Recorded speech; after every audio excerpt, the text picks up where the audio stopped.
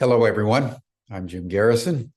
I want to welcome you to this session of Humanity Rising as we conclude a 5-day program on the Adulting Alliance, a group of adults who have got together to do what they can to empower our young people as they move into adulthood in a world replete with stresses of all kinds, distractions of all kinds, and in a world in which nothing less than a change of inner equilibrium and inner consciousness will suffice to give all of us, not just our young people, the strength and the wisdom to navigate through an increasingly hyper-complex world.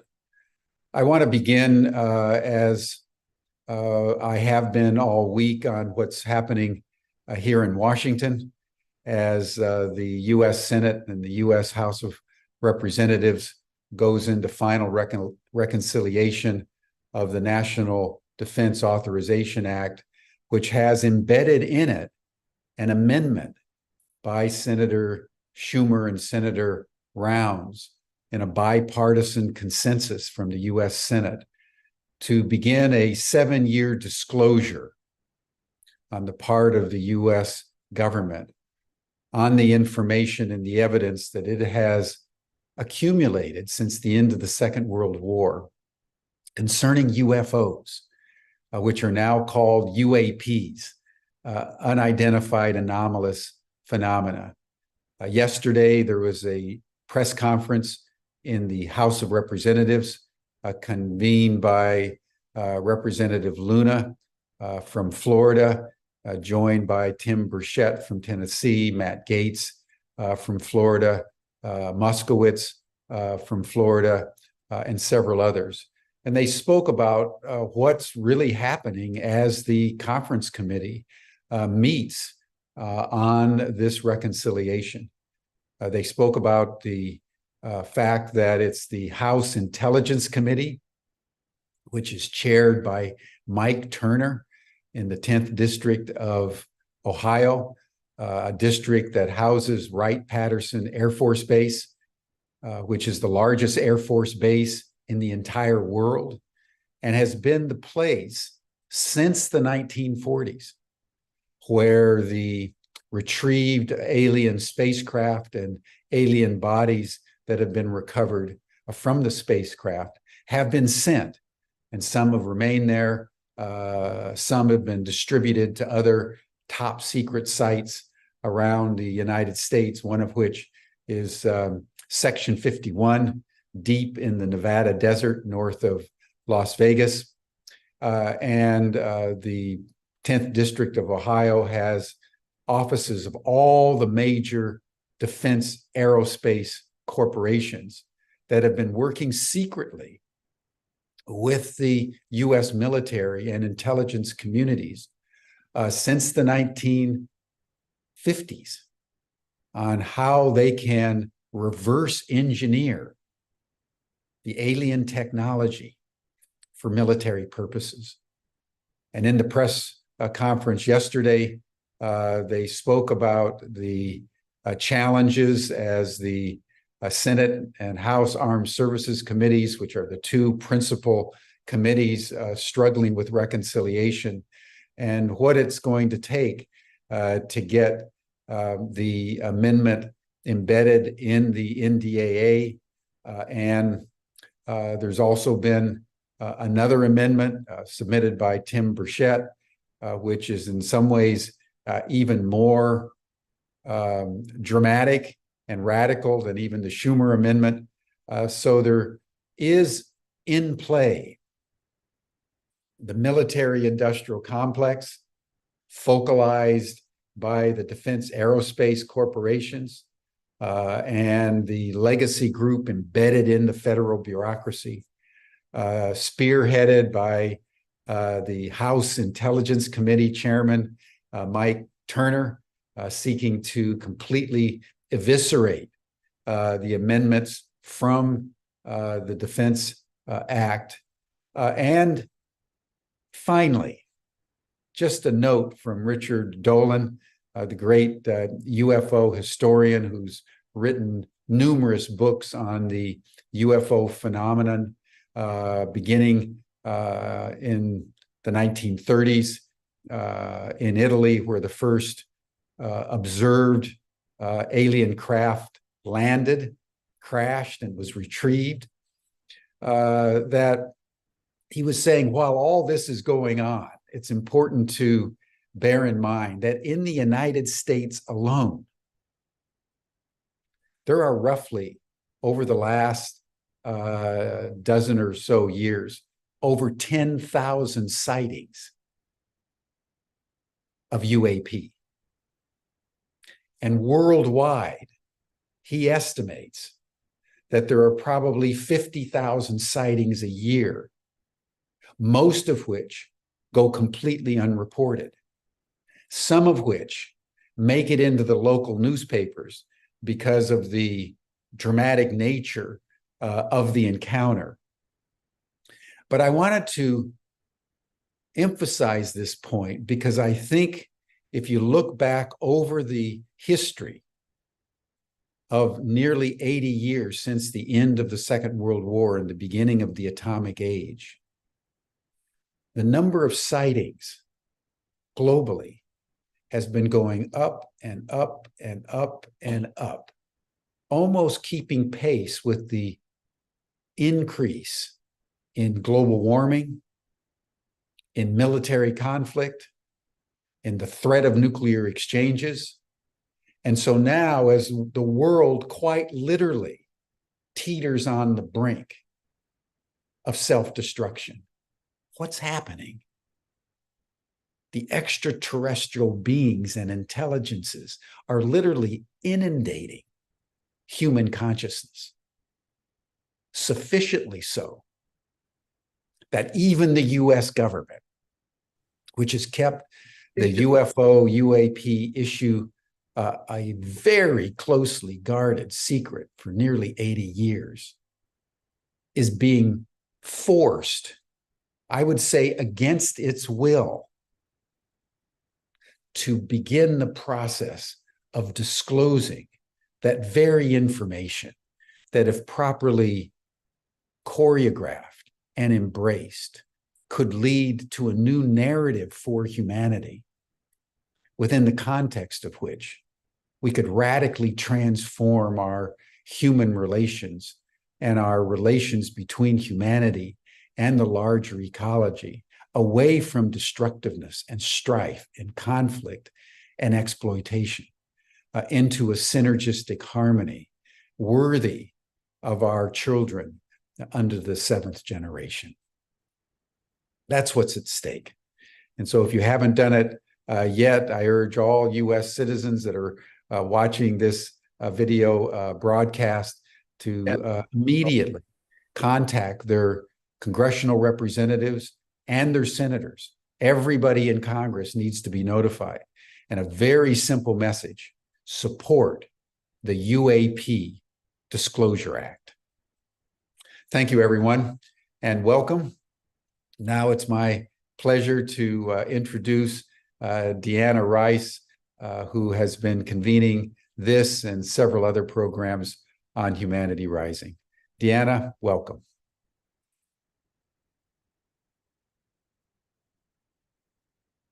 Welcome. Thank you so much, Jim. I was having a little technical difficulty. I heard you repeat, so I hope you're not hearing me. Thank you so much, Jim. I was having a little technical difficulty. I heard you repeat, so I hope you're not hearing me. Thank you so much, Jim. Yeah, there's something off. Do you have your cell phone on, or? So I hope no, I've tried. Yeah, there's something off. Hey, you know what, Dehanna? Maybe you have a YouTube window on on your I've computer, tried. like a Chrome. Hey, you know what, Dehanna? Maybe you have a YouTube window on I've tried. like a Chrome. Hey, maybe you have a YouTube window on. Dehanna, could I suggest that we go on to the next speaker while you sort this out? Go on to Cindy. I'm so sorry. We go on to the next speaker. So Cindy, we're going to start with you. Go on to Cindy. I'm so sorry.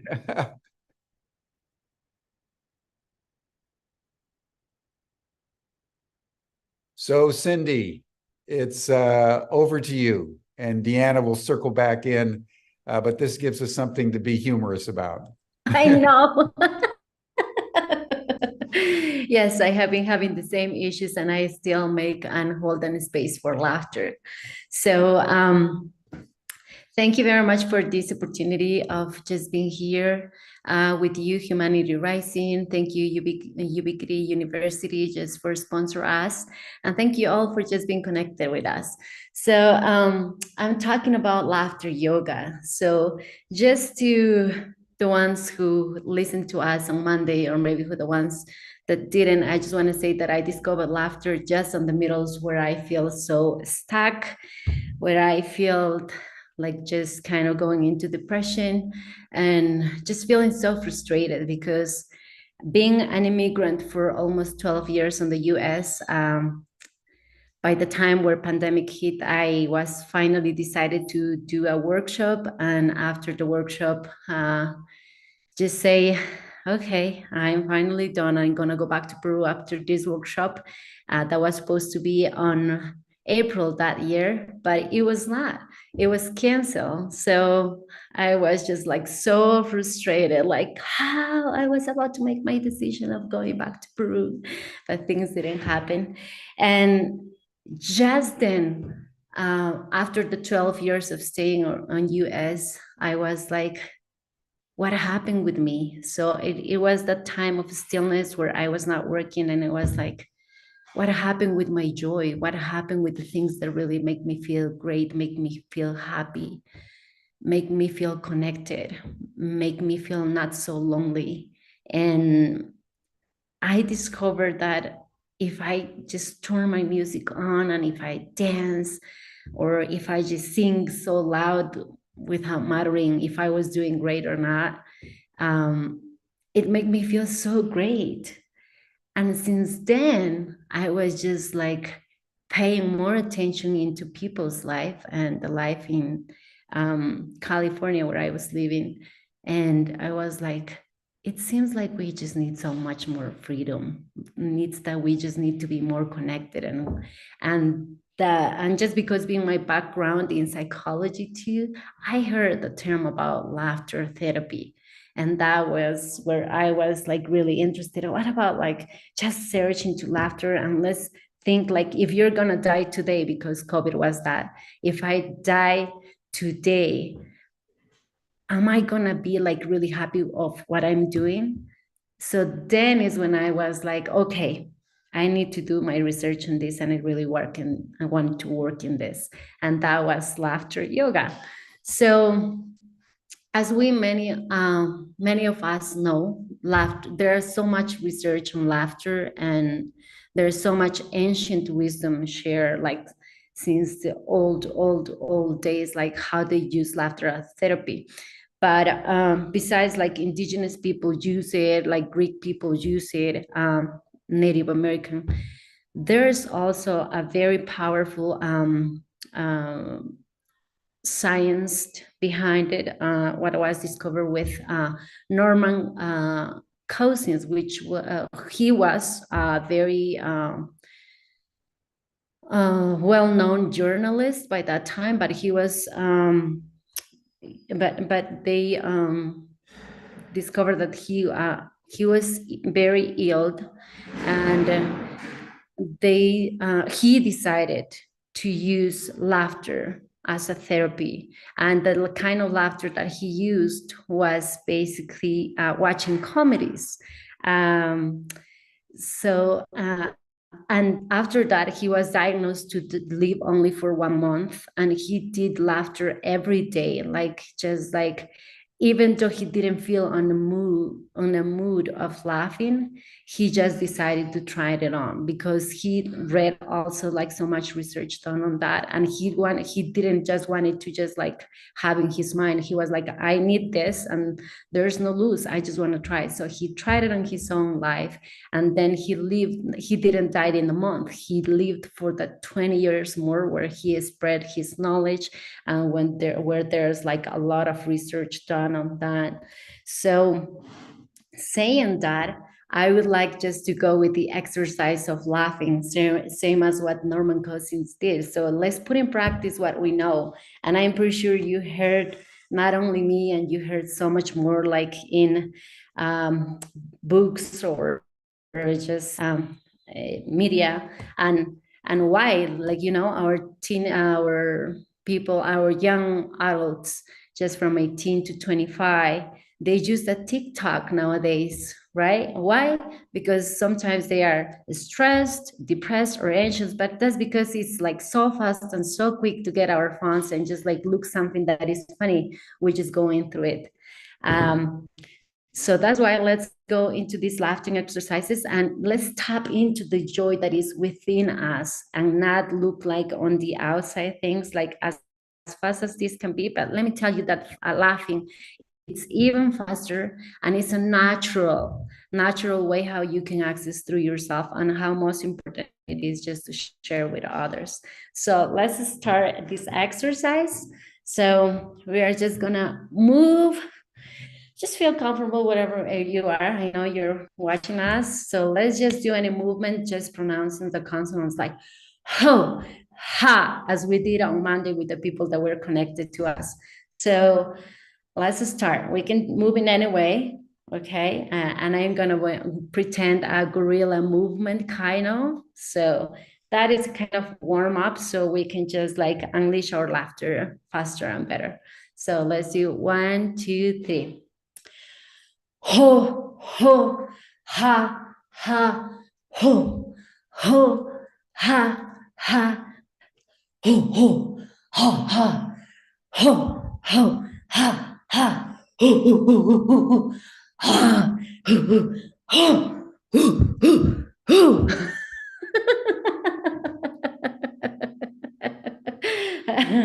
Great. So that is a movement to start with. And then I'm just gonna go with Yuppie, yuppie, yay! Let's repeat after me. Yuppie, yuppie, yay! Great, one more time. Yuppie, yuppie, yay! Good. So the other exercise that I invite you to do, it is unleashing our laughter. So we're gonna do by sizes. So a small size laughter, a medium size laughter, and a large size of laughter. So let's start small. You can do your own laughter, or you can just like pretend or create a new one. So 1, 2, 3. A medium. And a large one.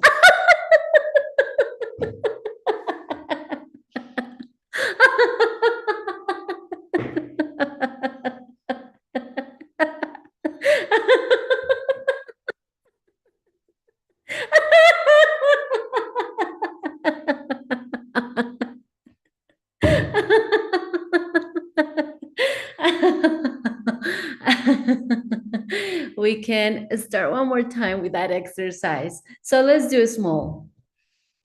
I'm going to do a different kind of laughter. Small, medium, and a large.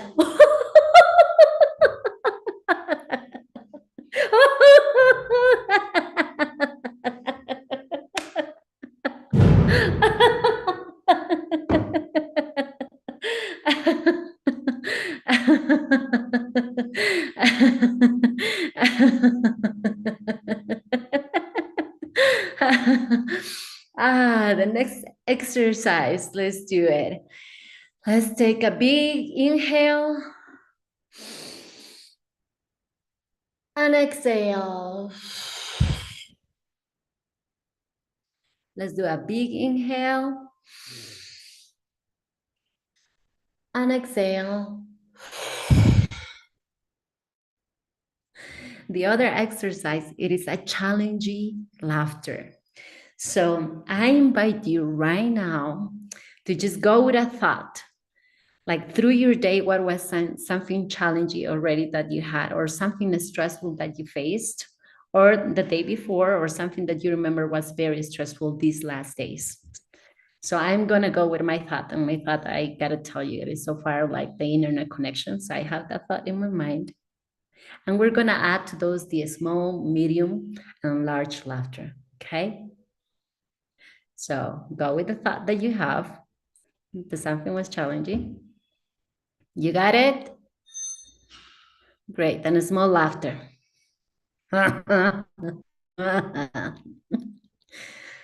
Same thought, to medium size.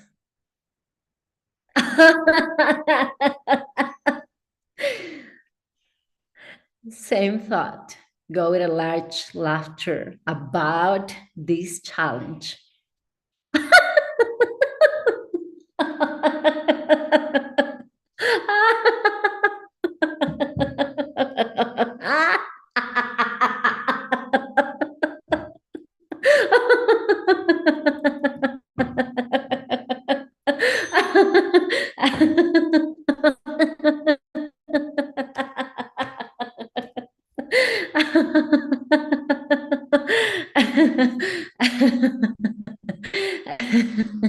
I can't stop. All right, let's get a big inhale. Let's do it again. 1, 2, 3. And exhale. A big inhale, like smelling flowers. And exhale. One more exercise. Let's do an emotional, like every day we face different emotions.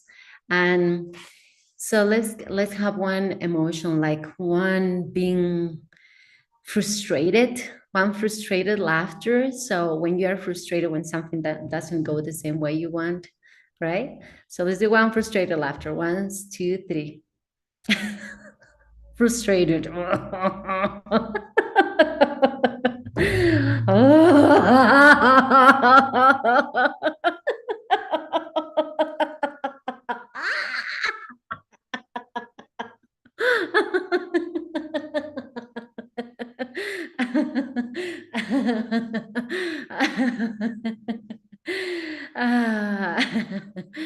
One different emotion when we just feel so sad, when we just feel so lonely or so depressed, we don't want to laugh. But what about if we just move into that action of laughing, moving into the emotion so we can create the emotion? So just remember the times when you feel sad, right? A little depressed, a little lonely. So just have that thought in your mind. And you're going to do a big laughter by this time. So have that thought. Counting 3, we're starting. 1, 2, 3.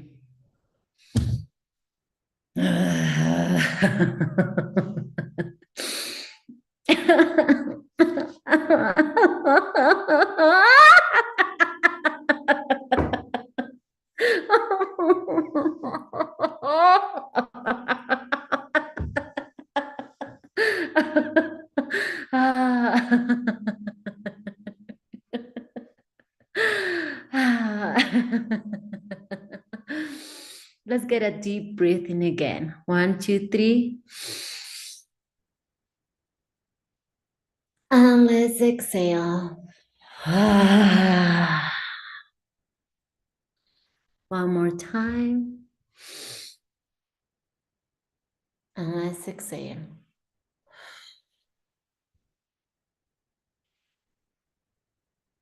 Our last laughing exercise is going to be laughing for a good mental health. Laughing for no reason. We're going to have like 30 seconds.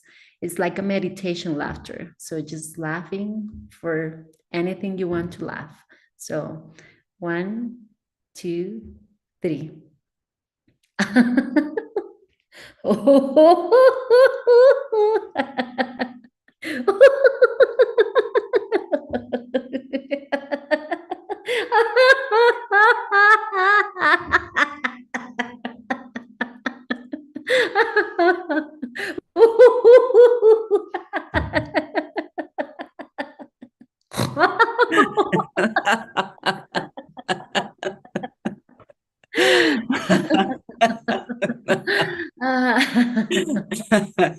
Oh, I feel better. Thank you. I needed that laughter, Cindy. We all need it. We all need it. I need it too. And I just want to finish saying, like, no, it's good to have those tools or where we can anchor in our any emotions we are. Every day we face different emotions, different situations, and it is just really good as have experience just to have these tools and anchor yourself and not just go all the way down with your same story of like, this is not working, this is frustrating me. So just like to anchor yourself and say like, I'm gonna laugh about it. For sure things are not gonna just like solve, but at least you're gonna have a balanced way and you're gonna have a better thoughts, a clear mind, because your mind and your body has been unbalanced through laughter, because you have it oxygenated more, and then so you can take better decisions on what just come. So thank you for this opportunity of sharing this. Yes. So beautiful. I'm going to give you a full introduction. I am so apologies that I didn't get a chance to. When I bring you back on camera, right now I want to bring beautiful Anasuya, because yesterday we had that little glitch at the end when Jim was called away. And I want to just mention your bio. As the mystic midwife, Anasuya Isaacs creates a brave space for individuals to reclaim their divine self-worth through immersive workshops that celebrate our shared human experience across cultures, races, and faiths. Her global journey across 24 countries informs her healing practice, transforming personal adversities into sources of strength. Anasuya's compassionate outreach has touched lives from homeless youth to survivors of abuse and refugees. So welcome back. I wanted to give you that time that was eliminated at the end. Any closing remarks? If you were fortunate enough to hear it yesterday, the audience, it was a beautiful talk, and what a storyteller you are. I think there's such gifts for you. So I'm going to go off camera and I want you to just take the floor.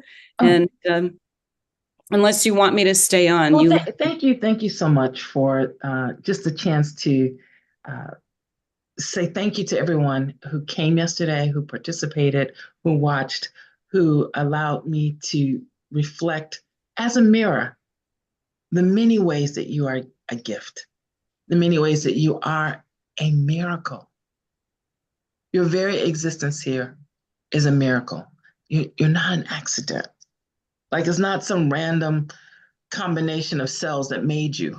No, you were wonderfully, reverently, lovingly made and sent here, arrived here, chose to be here, whichever version of being here you vibrate with, because you have a purpose. You have a purpose and medicine. Your gift is your medicine, and your trials and tribulations was the formulation, was the process in the lab that created your medicine. So, I just wanted to celebrate that with us and as a reminder, because this is the key information that we're offering as the Adult Alliance to young people, young adults, emerging adults, that no matter what broke them, no matter how they were shattered, no matter how they feel othered, as in not the right group, not the right person, not the right sex, not the right color, not the right religion, and all the ways that they've been othered and feel like they must hide their light, pull within, that very thing, that breaking is the gift. That gives them empathy, that gives them compassion, that gives them a way to connect with other people, that allows them to see themselves correctly. And that's everything we're doing in the Adulting Alliance, is providing a new way to look at things through Stephanie's beautiful eyes, a new way to see ourselves and the world, so that we see how magnificent the world is, but mainly how magnificent we are.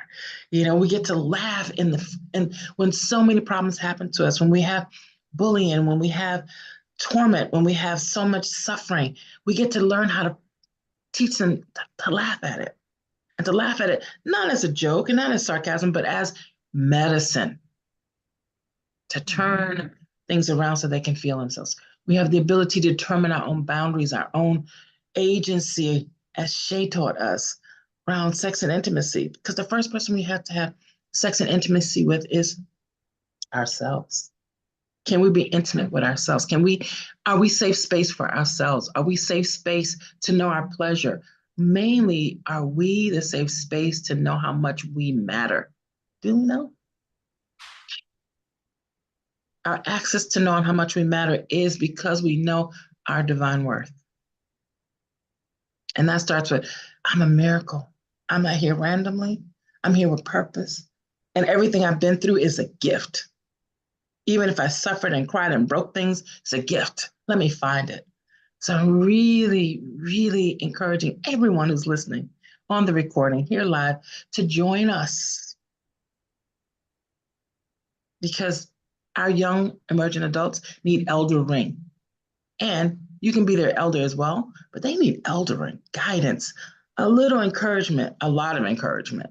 And we're it. Join our alliance. Join us. And the last thing I want to say is a song that, since you're all muted, we can sing along and have harmony. And it's a song that I wrote when I was offering creative arts programs to people dealing with the diagnosis of HIV positive. And with that diagnosis, the first inclination was to interpret that as a death notice. This is the beginning of my end. This is a negative.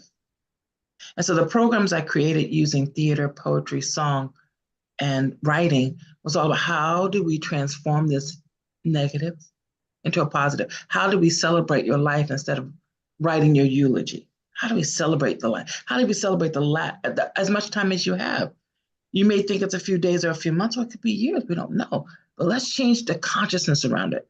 So I wrote the song, You Are a Miracle, My Beloved, which is the name of my presentation, because I wanted each of us, including me, to remember we're a miracle. So I'm just going to sing it a little bit and ask you, as soon as you feel you know the melody, to join in so that we all can just experience right now through the wonderful breath guidance that Dehanna is, which is regulating our system. Let us regulate into love right now in this quantum entanglement of love. Let us feel it in us and send it out to everyone on the call, everyone who's listening, even those who listen to this call in 5 years, they will feel this wave of love because of your intention. All right? Thank you. So let's take a deep breath in and just relax every muscle in your body, because you've laughed, you breathed, you're joyful. So let's just relax. No one can hear you, so you don't have to worry about not sounding good or being off key, because guess what? It's just you and your maker. That's it. And it's perfect. So I'm going to sing it one time all the way through so you can just hear it. And the lines are very simple. It's 4 lines. Everyone can do it. The first line is, You are a miracle, my beloved. Repeat. All right. Second one. I got to remember it. Okay. Second line is, Be the change you wish to see. Thank you for repeating it. The third line is, The world needs people who have set their hearts free. Repeat. The world needs people who have set their hearts free. Free from all the constrictions from the past, free from our trauma, free from our sadness, free. The past is done. Right now, we're here. And the last line is, Oh my, hallelujah. Oh my, hallelujah. Oh my, hallelujah. Oh my, hallelujah. And we repeat that last line twice. Okay? So when you feel like you got it, join me. Because you are a miracle, my beloved. You are a miracle, my beloved.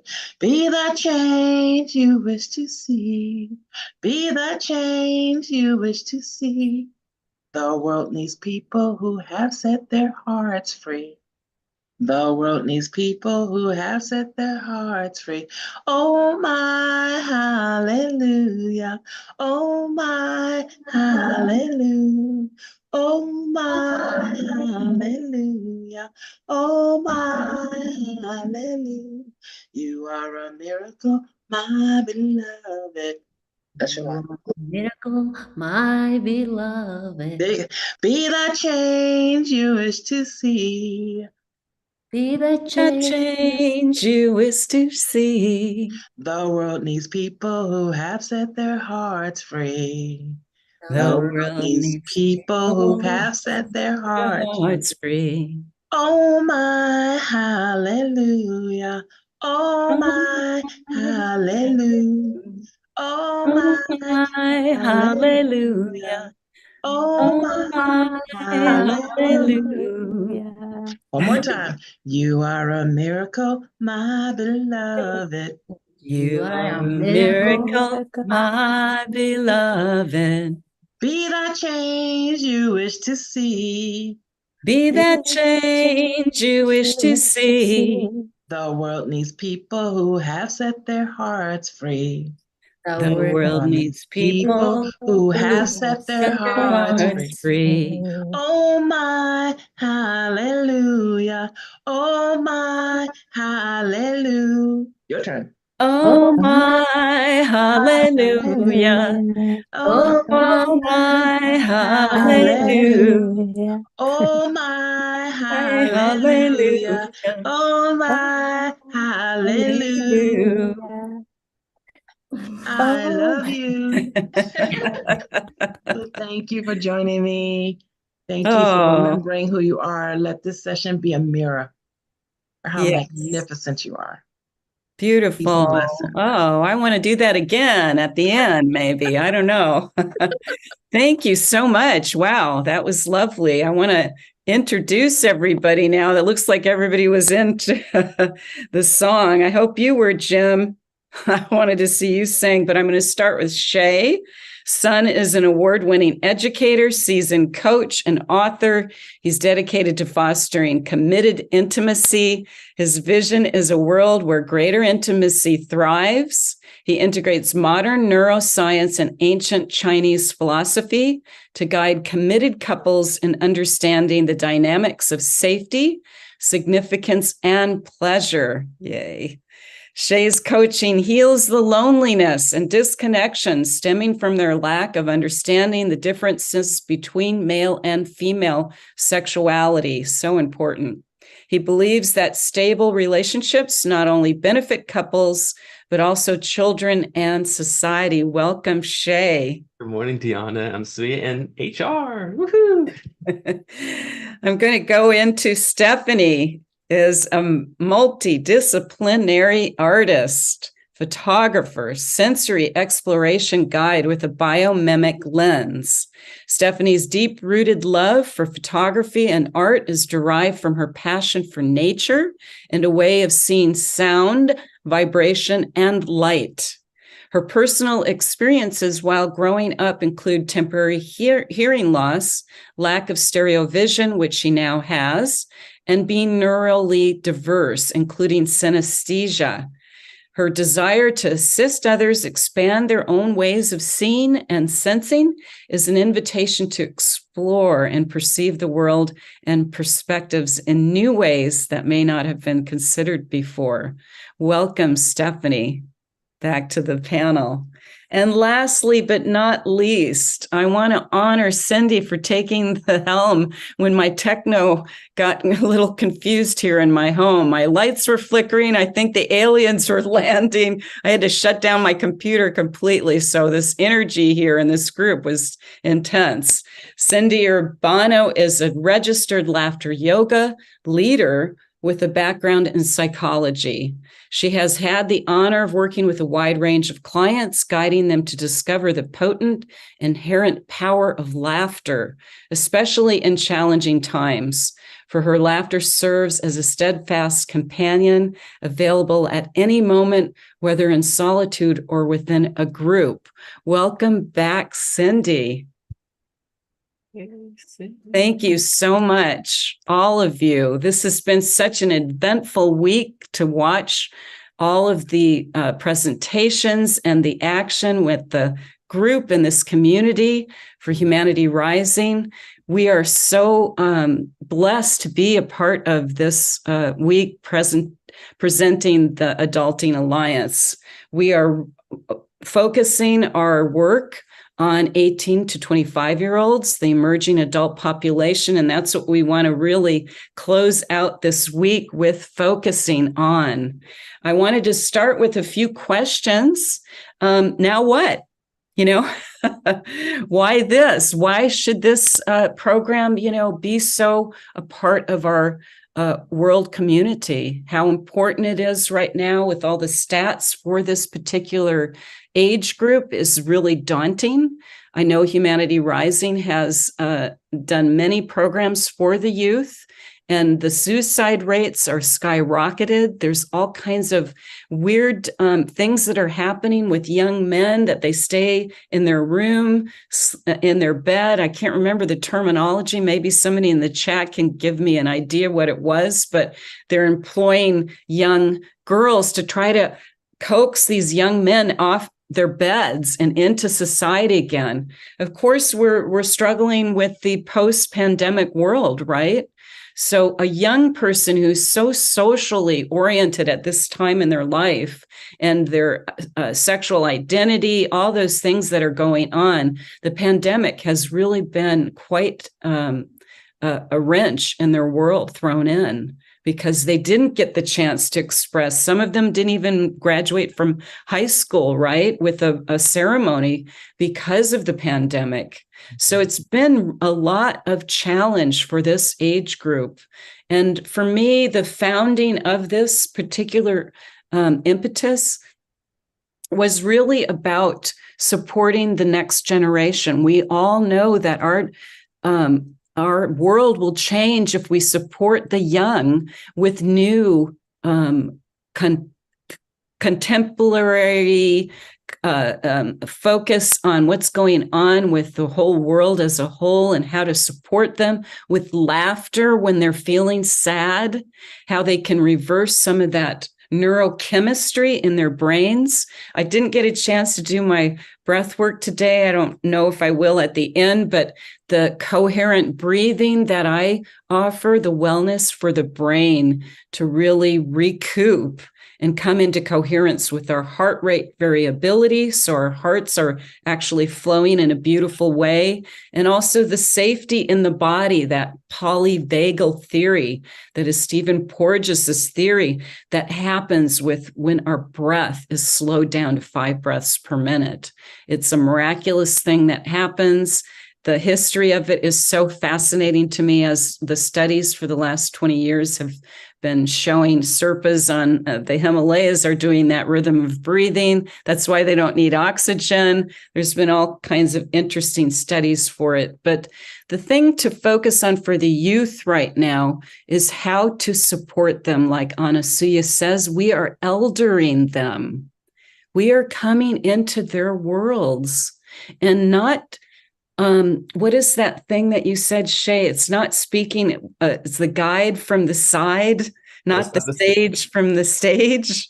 That's right. Not the sage on the stage, but the guide on the side. That's right. It's not about talking down to people. It's coming alongside and learning and seeing what is it that they need and helping them. Yeah. Right. Exactly. And so that's what our impetus as a group is.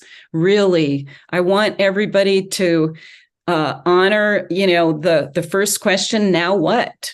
Why this? Why are we here to support them? And why don't you go ahead, Shay? Yeah. So when we use this term emerging adults, this actually doesn't come from us. It actually comes from sociology. And so the reason for that is because we've noticed that through, especially in modern Western countries, that adolescence kind of gets pushed back. And when I say adolescence, I'm really just talking about feeling like you're an adult. So this perspective is not just from the people who have already matured out of that stage, but even kids themselves at this age group, feeling the fact that like there's some like Swiss cheese moments in terms of my education, formal education, or even in terms of the way that I was parented.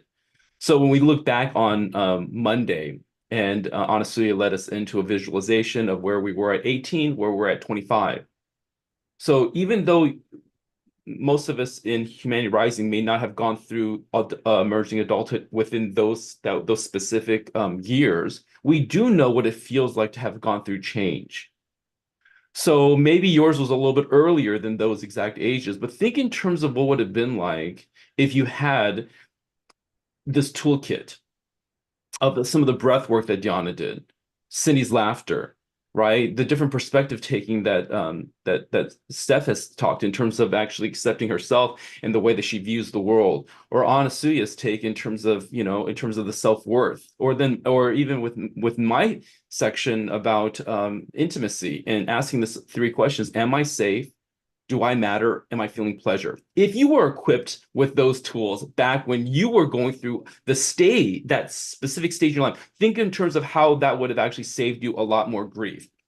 So again, every stage, every era, whatever in all human history, there are challenges and there are opportunities.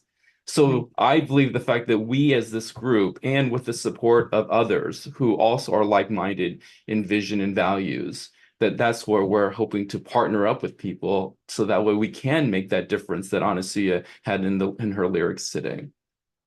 Beautiful. Thank you. I invite Stephanie to come on and talk a little bit more about now what, you know, why this?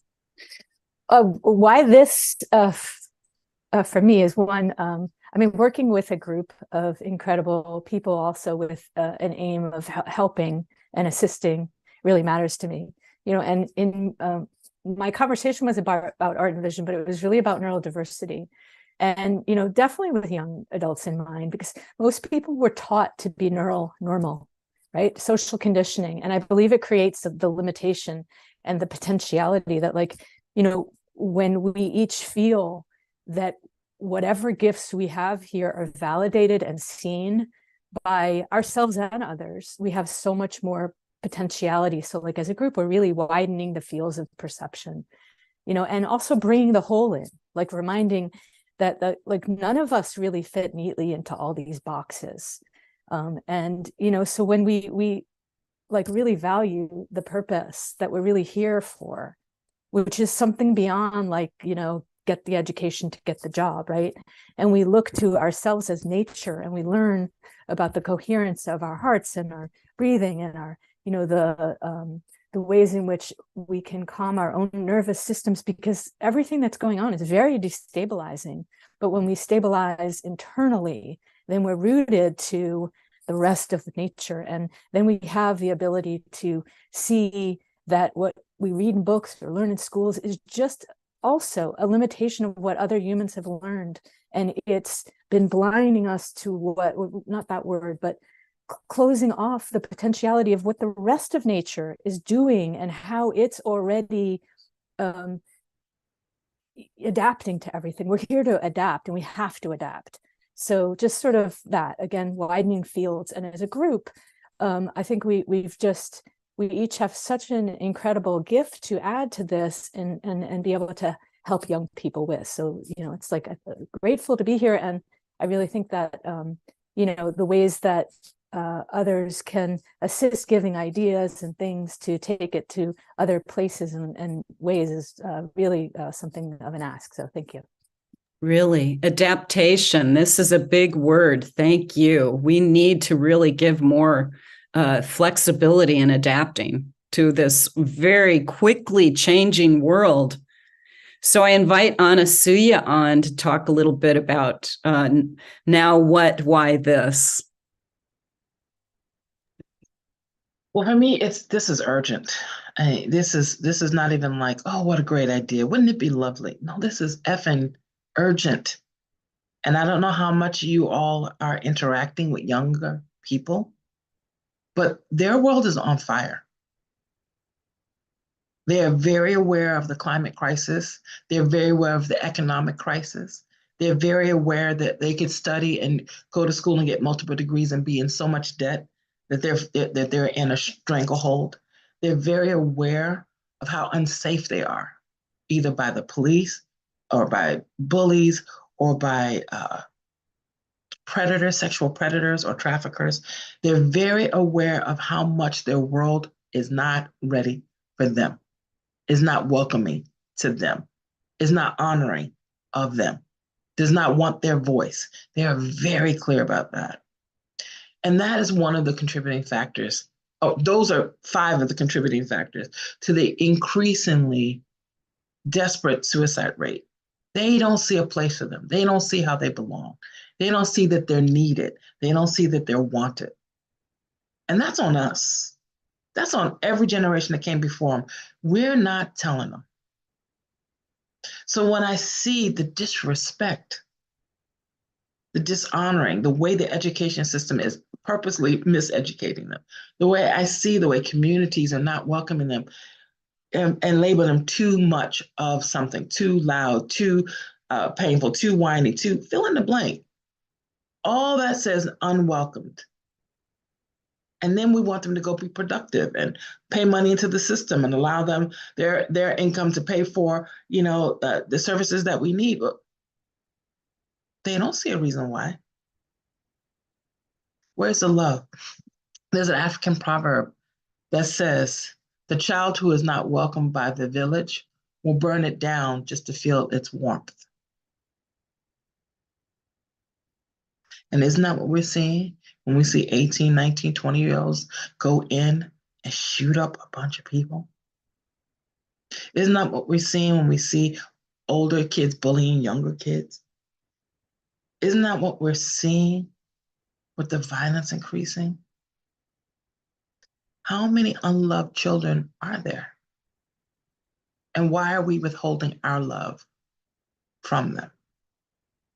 Love being wisdom, our guidance, our support, our hiring of them, our mentoring them. Love comes in many ways, our feeding them. Do you know how many kids are in foster care and bouncing from house to house and languishing, where 90% of the sexual abuse happens is in foster care?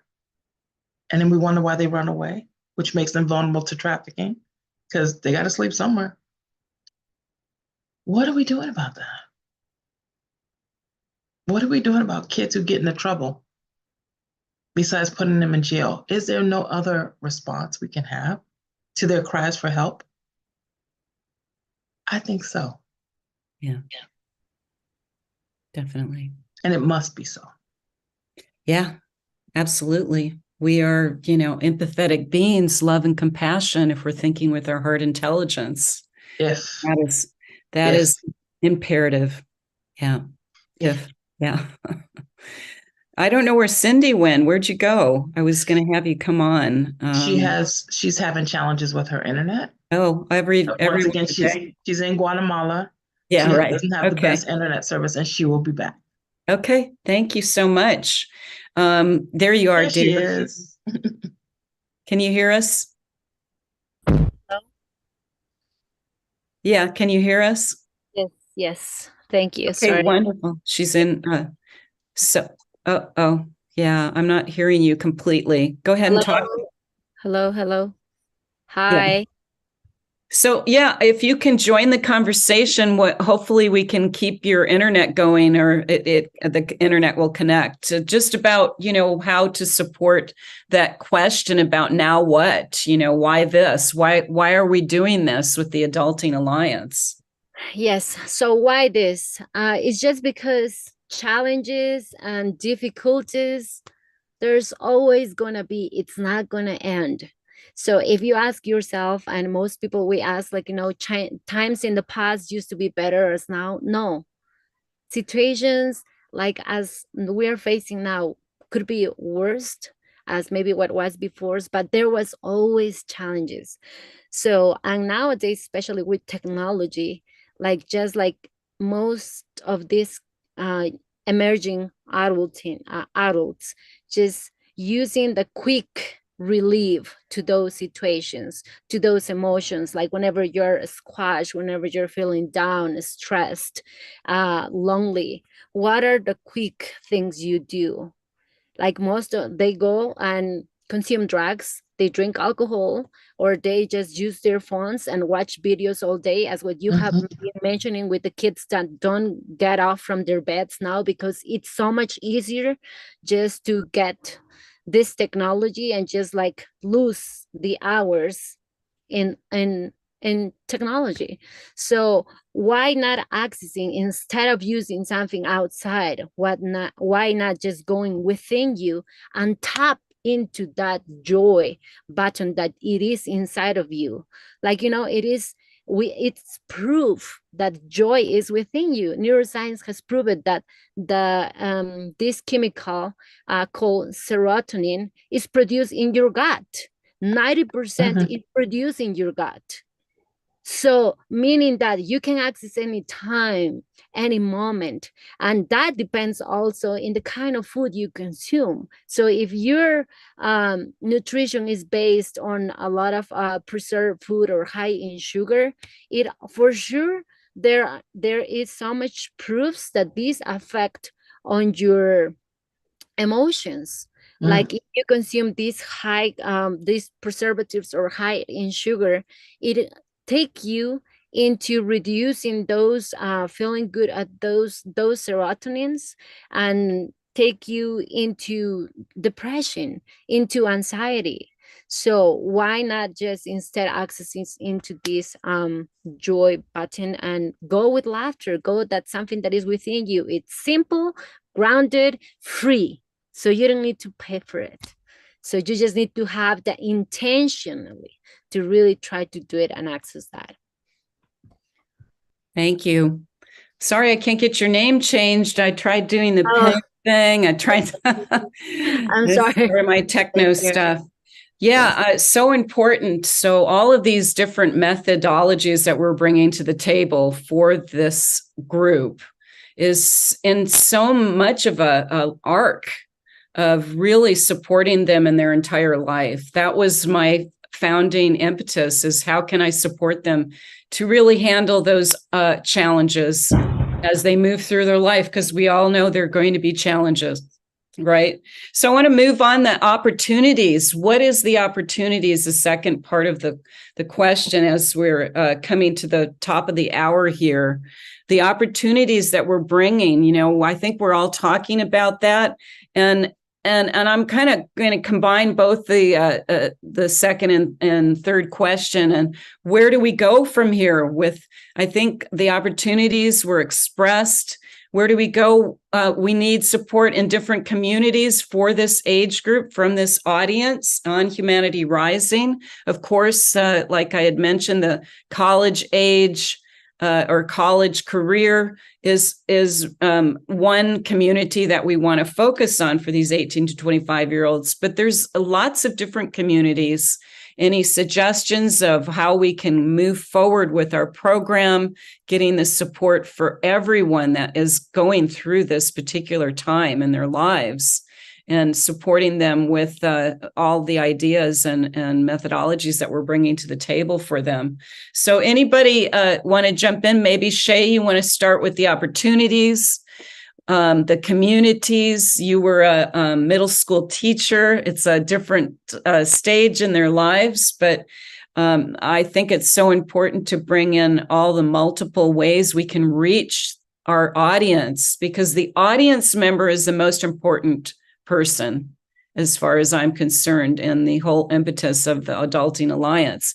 How are we going to reach each individual and the group as a whole to come into, you know, the wisdom of the elders, so to speak, that we're offering?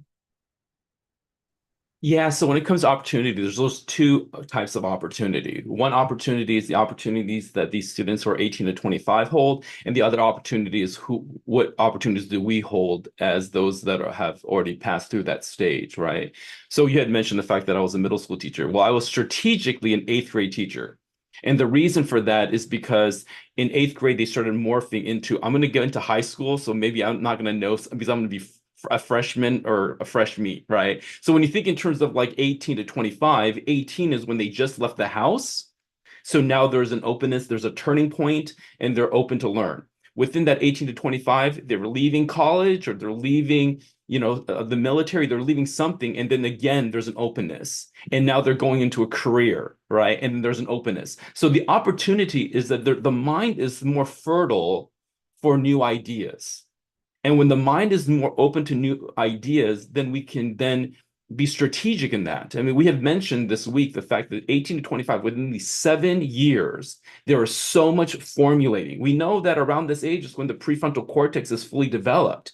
So it's a great opportunity for them to solidify their own self-identity, their self-concept, their self-agency, their self-awareness. And it's a great opportunity for us to be able to then ask ourselves, who in our lives do we know?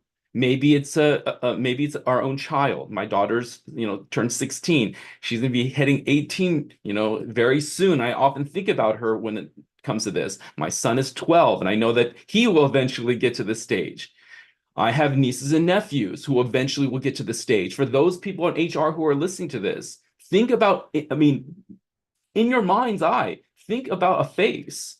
Think about someone who's going to be going into the stage. And what is it that you would wish for them? What are the opportunities that you would want them to seize so that way they can go into growth and expansion? So that way they can live the most fulfilling life that they can possibly have to increase the chances of that. What a great opportunity. It's an investment into the future. So, yeah. It's so in much of an investment into their future. So I see you, Steph. You want to add to that the opportunities for the communities that we're reaching out to. I know that you work with younger kids in nature and guiding them into the nature, grade school area, so age group. So this is an older population, obviously, and just working with that, with the biomimicry and all the visionary art on brain stuff. Yeah, I was just thinking, because some of the kids that I work with are, on the spectrum, which I was speaking of, with us all being upon, and each with our multi-perceptual gifts. So I noticed that Maureen was sharing about that, about indigo, and others too, about indigo and crystal children. And I just wanted to say that, the opportunity here is because most people have had to shut down, okay? Because as we can't even talk about aliens, right? The fact that kids and people and adults and all over the place have these multisensorial perceptual gifts where, they can see what, hear and know and sense, right? Like we even can look at, I'm not thinking of her name right now, but she, I'll think of her name in a second. But with her brain, she had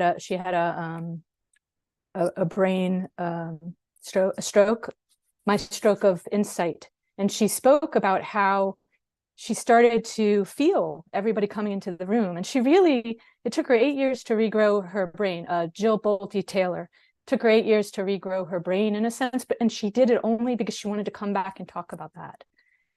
Because she could have easily drifted away, in that liminal space that she was in. So I think that there's this aspect that when we can really come to the fact that we all have these gifts instead of shut down. What happened? People call it the witches when they knew things and they burned them down, or people can't stand up because they'll be killed, right? So it's like we have to make the world safe for these kids to understand that there's a light language. There's a language here that we've been taught other languages, but the language that's true and innate in us is a safe, if we can come safe with that, then we can make innovations and build spaces. It's like the spaces that we build right now are built and they shut us down. The sound bounces all around, shuts us down. So I believe that there's this opportunity to really, this group, with this understanding and wanting to create safe place and honoring the human and the heart and stuff like that, that we can really create safe places where we can really honor and get back in tune with the essence of who we really are here. And I think that's what I have to say. Thank you. Beautiful. Yeah, I wanted to just bring something up for a couple of quotes that people, Kurt especially in the chat, put in. This is a quote: "The philosophy of the schoolroom in one generation will be the philosophy of government in the next." Abraham Lincoln. Really interesting. And then let virtue lead the way, and every step will be safe. Seneca. Beautiful. Thank you for those quotes. Is there another one? No, I don't see one. So beautiful, Anasuya. I invite you into the opportunity question and the community, all the different communities that this age group will be a part of, and bringing in, our attention into that, how we can attract these different communities to support this specific audience member. Okay. I have a few ideas that have been percolating since we started today. So this is great. I'm thinking new thoughts. Thank you, Stephanie. Thinking new thoughts. One, space. So space. So you may have space, as in you have a community center in your complex. You may have a community center in your neighborhood. You may have, you may be close to a high school or a college. You may be close to a church or a synagogue or temple that has space to bring these young people together. Open that up. We can either come to you or we can Zoom into you, but either way, we can come to where you are with your peeps. So organize young people around you and we'll come, either by Zoom or by body. So that's one thing you can do. Second thing that's percolating for me is if you are involved in any programs, either as a volunteer on the board of directors or as a sponsor or mentor with any program that deals with young people, invite us to come and talk to them for 3 hours, for a day, for a week, for a 10-week program, whatever it looks like. Let's co-create together, because it really is that kind of partnership that's going to make this possible. Real people talking to real people about real things. This is not abstract. This is like, let's get these kids in a room, give them some snacks, make sure it's warm, especially if these are homeless children or children that is challenging with homeless. Let's make a safe environment where they get love, they get food, they get something to drink and some heat, and we come and deal with their mind and heart. Just gather them. Third thing, that just popped into my head, so I'm just gonna roll with it because I know that spirit. It's like, let's start the eldering process. Not just gather these people and say, okay, here's a room, here's a key, I'll come back in 2 hours. No, participate. Be in the conversation. I think what's going to make this program actually unique and work is if you're there too. That if the elders are in the room, so that they have someone to ask questions from after we're gone. That we need some follow through and follow up. Like, who can they talk to once we're gone? We give them all these great ideas, but then they have no one to talk to. Hey, that's going to be you. So this is how I see that we can make it different and viable and sustainable. You're muted. Your mic is muted. Yeah. Thank you. Beautiful. I just read in the chat, there are not children, though I understand what you're saying. It's so true. The eldering process starts there. It really does. I mean, they are eldering, coming into adulthood. They're not children anymore. They've come through all those different phases of their development, and now that independence that Shay was talking about is on their plates. And how are they going to share their wisdom? How are they going to really educate themselves? There's another quote here, Kurt. Thank you for all. This is a beautiful one. I have come to believe that a great teacher is a great artist, and that there are as few as there are any other great artists. Teaching might even be the greatest of the arts, since the medium is the human mind and spirit. John Steinbeck. Beautiful quote. Thank you, Kurt. Dehanna, can I just pop in real quick with this issue of children? Okay, so you say, 18 to 25, they're not children. Well, until that prefrontal cortex pops in, yes, they are. Their bodies might be what we call adults, but emotionally, spiritually, and psychically, they are still children in need of guidance, in need of protecting, in need of empowering. Yeah, I think it's important that we still see them as children, because then we're more willing to help them than if we say young adults, then we may not be. I think we need to provide fill in the gaps that wasn't there, the gaps that weren't filled when they were officially children. Right. So I just want to invite Cindy Urbano into the conversation, and then we're going to bring Jim in afterwards to continue the discussion just about the opportunities in your methodology, bringing into in the communities now that you're in Guatemala. It's a whole different perspective, I'm sure.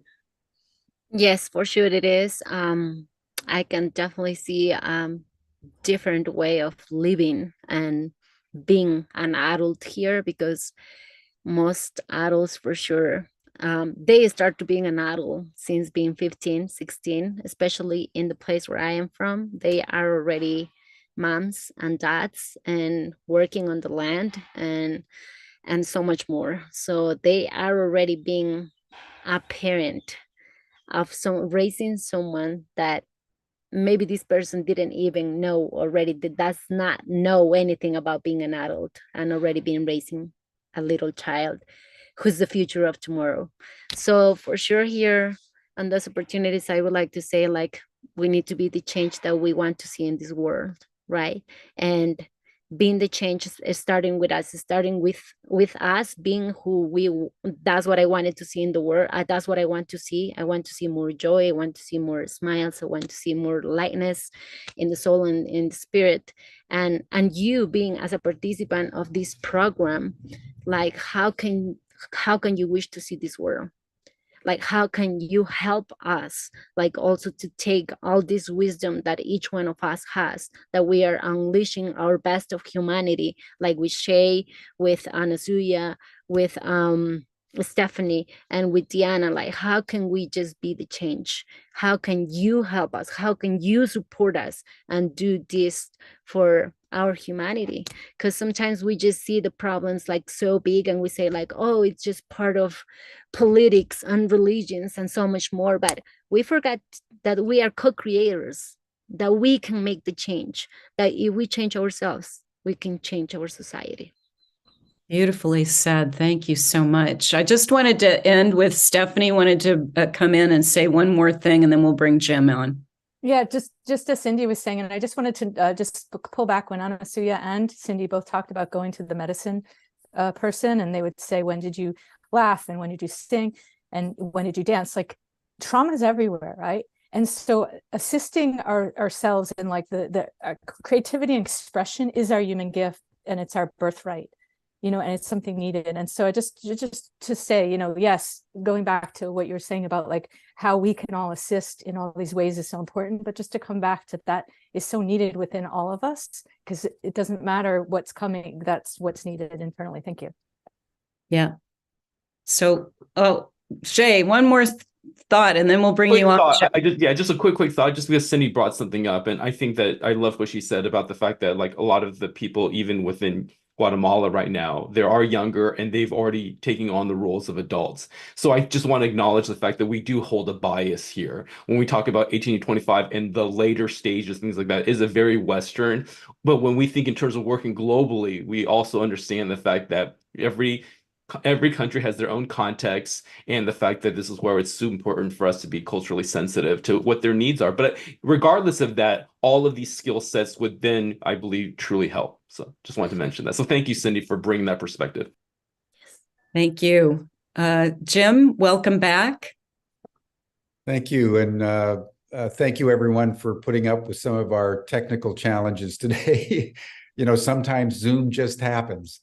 And that's just our world.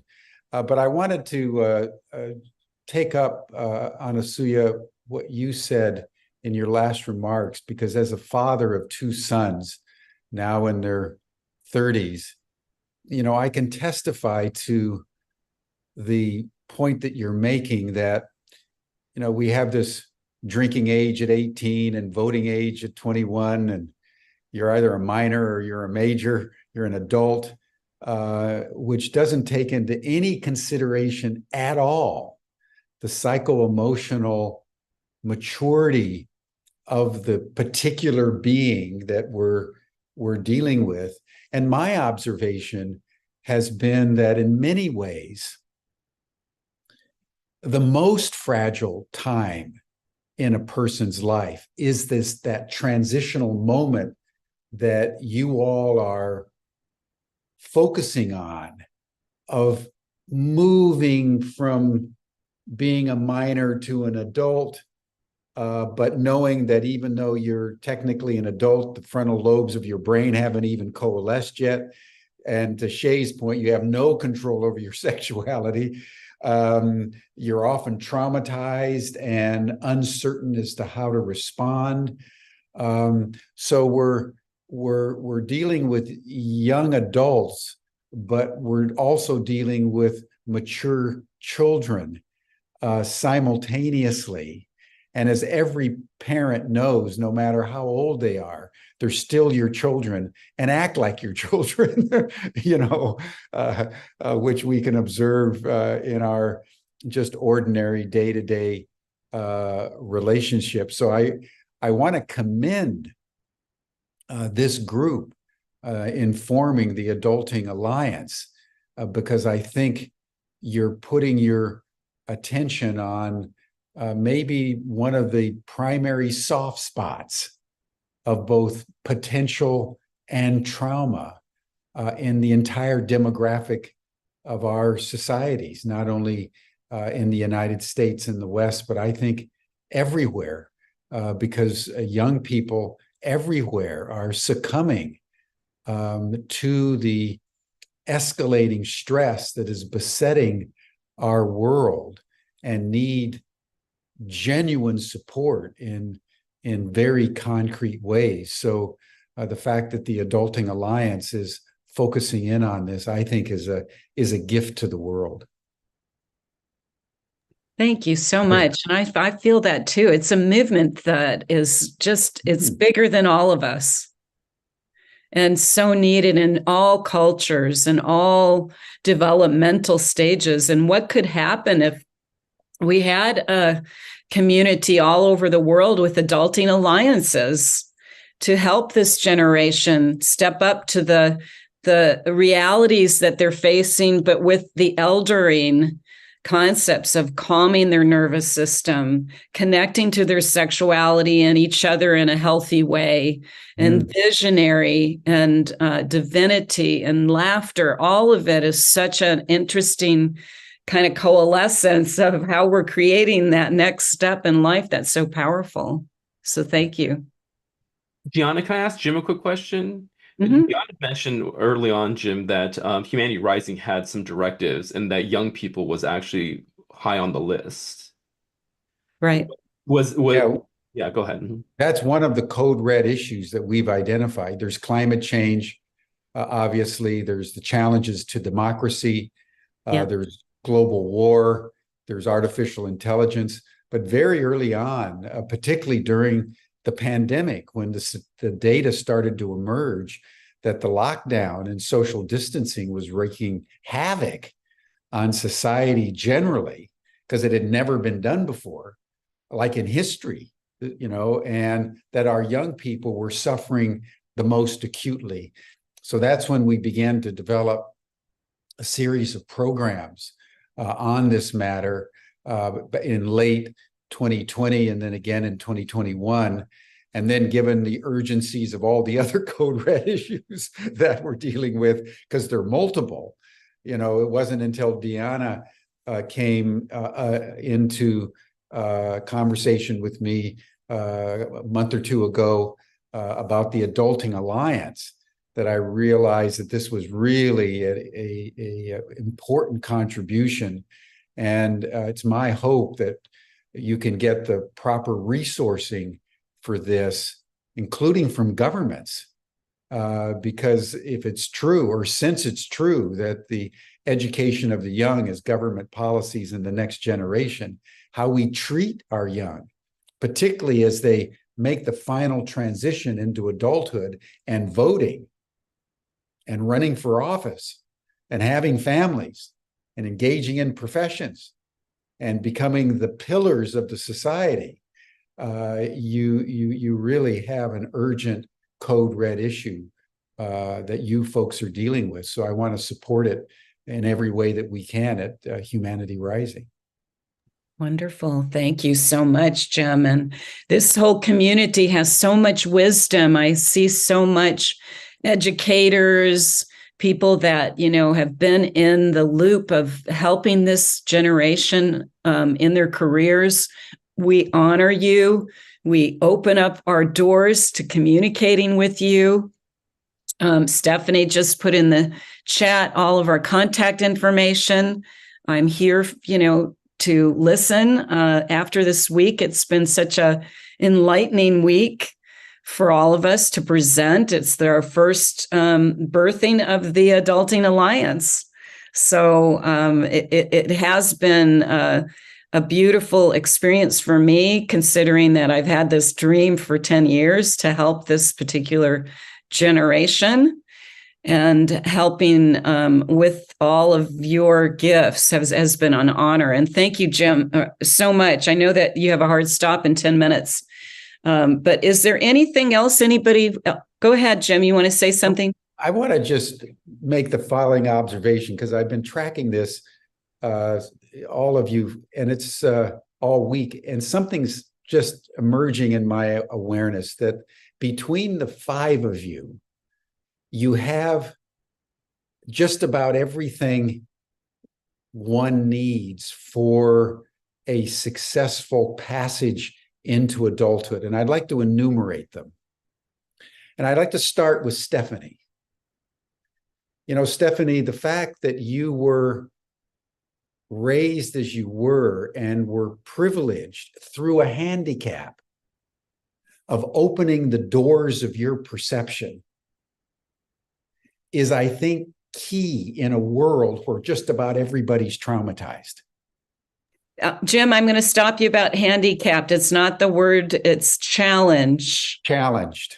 Challenge is important, not handicapped. Yeah. And neurodiversity. I mean, you went through a real challenge in which you were disadvantaged, and you were able, through your own and familiar support, to open the doors of your perception. And I think that is a foundational truth that needs to be imparted to young people at every age, but particularly at a time of teenage insecurity and fragility, that whatever it is that you're going through, it's a matter ultimately of perception.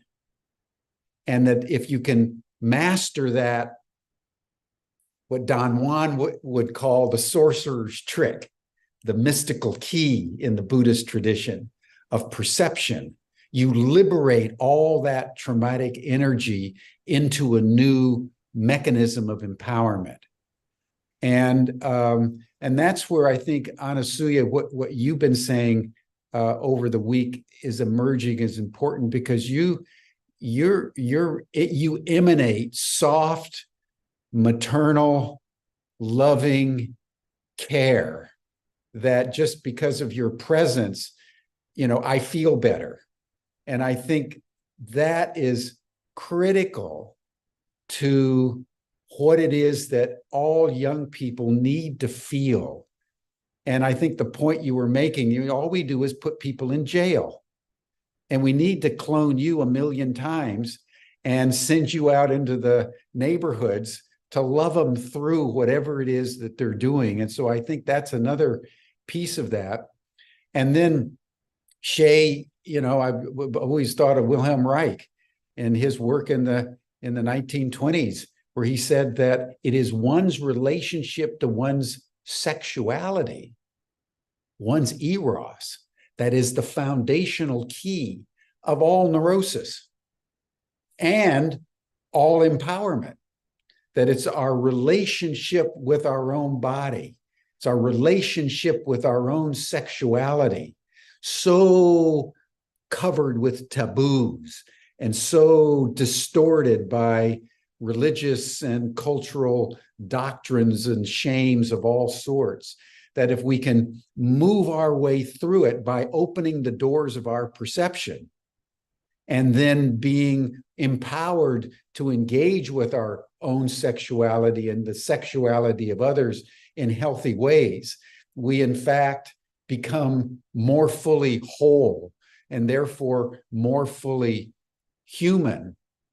And then that's when, I mean, I was just overwhelmed, Cindy, by your capacity in the midst of a global broadcast where the technology had just broken down to laugh about it. And I think, as they say, you can either laugh or cry, but your capacity, and I think all of our capacity to hold the world and ourselves lightly